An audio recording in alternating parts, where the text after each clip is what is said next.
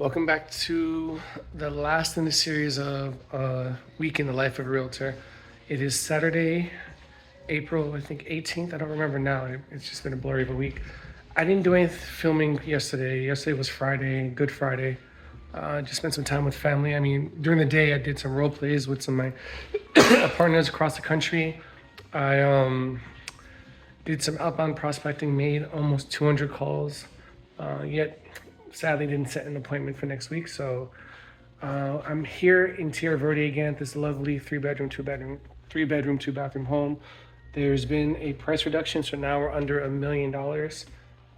And not my listing, but a good friend of mine's listing. And you know, it's just weird. Like, one of the things that I was discussing with the listing agent as to, like, you know, this is a lovely home. It's to the nines. You can tell from, you know, just everything was done extremely well. You know, what's your opinion as to why the house, you know, is sitting, you know, between you and me? And ironically, you know, there's a lot of people that come to Tierra Verde and this is their second home, their retirement home, etc. And many of those have been senior citizens. And the knock on the home is that it's Florida style in the sense that everything starts on the second floor.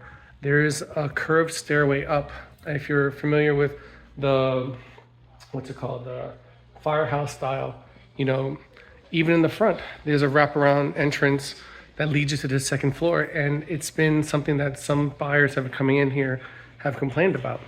But we're in Tierra Verde, which is a coastal community. We are 1 block from the Gulf of Mexico, and it is a benefit to be on the second floor. And now I'm talking to the agent about how I can help with marketing, just because I want to make sure that I introduce some more buyers to this property. And I think one of the things you have to do is counterintuitive. Sometimes the thing that people complain about the most is something that someone else is screaming to have. The, you know, flood insurance on this home is low because everything starts on the second level. The benefit of being here, especially after Helene and Milton, and then hurricanes before that, Debbie and Idalia, is that when the water comes in, there's no concern. And I think it's about just marketing that fact, even for an open house, that, you know, this is a wonderful home, great views, you know, 360 views, kind of, if you think about it, with all the windows, but you're safe from the hurricane. So I'm going to think about how I can help with the marketing, because I'm doing a bunch of open houses at this property and I want them to be well attended, and I want them to have unrepresented buyers so I can represent them and then help with the transaction.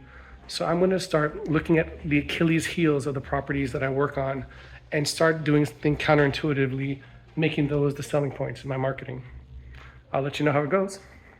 Have a wonderful break. By the time you're watching this, it'll probably be closer to Easter. So happy Easter to all those that celebrate. This is Christian Abush, licensed realtor with a real broker. And talk to you later.